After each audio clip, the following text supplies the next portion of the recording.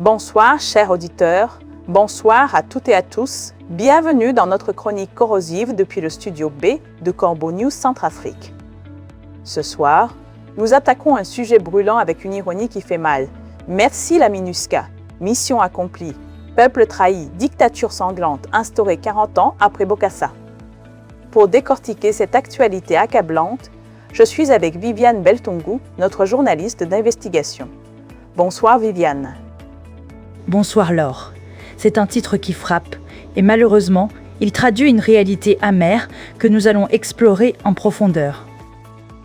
Une réalité amère, Viviane, mais l'article parle d'une immense fierté, d'un chef-d'œuvre et d'une standing ovation pour la MINUSCA. Il y a comme un décalage, n'est-ce pas?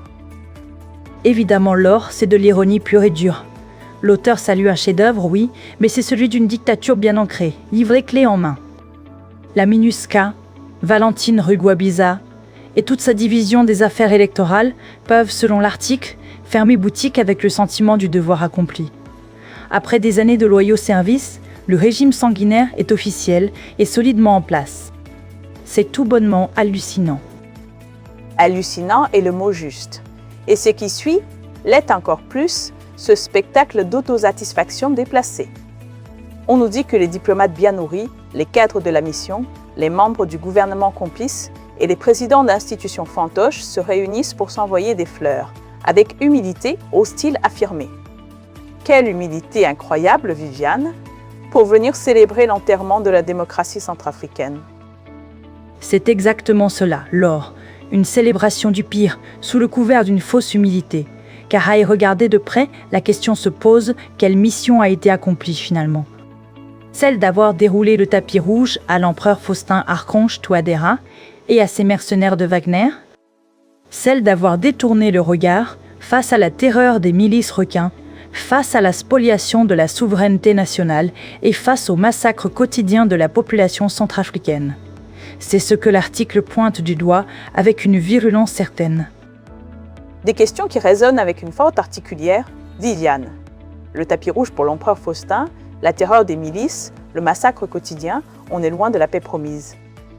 Et l'article remonte le fil du temps, parlant d'une farce grotesque pour qualifier le bilan électoral de l'ONU depuis 2015. Une vaste plaisanterie, oui, c'est le terme choisi. Et l'article détaille ce processus. Premièrement, en 2015, une comédie intégrale. Un homme parachuté au pouvoir, sans même oser faire campagne à plus d'1 kilomètre de Bangui. Un dictateur de salon, Laure, désigné dans les arrière-salles feutrées de la diplomatie internationale, pendant que les Centrafricains mouraient de faim et de violence. Un dictateur de salon, Viviane, c'est une description qui ne laisse aucun doute sur le jugement de la rédaction. Et cette spoliation des votes, elle a continué après 2015? Absolument. Deuxièmement, en 2020, la spoliation des votes perdure avec la bénédiction onusienne.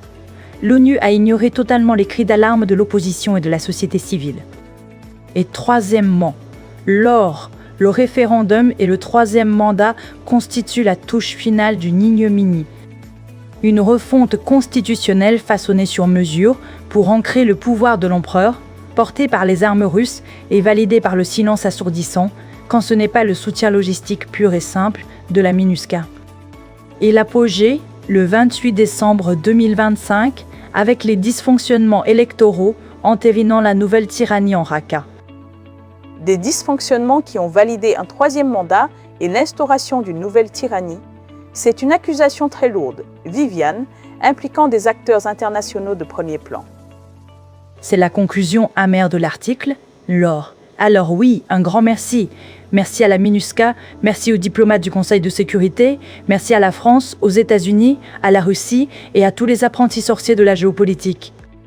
Ils ont réussi l'exploit d'unir leur lâcheté et leurs intérêts opportunistes pour condamner une nation entière sous l'emprise d'un régime sanguinaire. Une condamnation d'une nation entière, c'est une déclaration forte et désespérée. Mais l'article se termine aussi par une mise en garde. Oui, Laure. Les Centrafricains se souviendront de ceux qui ont aidé la dictature à prendre ses marques. Valentine Rugwabiza et ses équipes peuvent bien fêter leur travail accompli et fermer leurs bureaux électoraux. Mais qu'ils retiennent ceci, aucune dictature n'est éternelle. Et l'histoire jugera durement ceux qui ont masqué la tyrannie sous les couleurs de la paix. La MINUSCA Centrafrique, conclut l'article, a vraiment joué un rôle controversé dans l'établissement d'une dictature sanguinaire, aggravant la crise politique en Raqqa. Merci Viviane pour cette lecture incisive de la situation. Un article édifiant signé par Gisèle Moloma, notre journaliste. Vous pouvez retrouver cet article et bien d'autres analyses sur notre site Corbeau News Centrafrique. Et pour réagir ou nous alerter, nos numéros WhatsApp et téléphone restent inchangés. Le +20 36 65 15 72 18 2 36 67 48 ou le +20 36 67 48. Merci de votre écoute Laure et à bientôt. À bientôt Viviane et merci à vous chers auditeurs pour votre fidélité. Restez connectés à Corbeau News Centrafrique, l'information ne s'arrête jamais. Très bonne soirée à tous.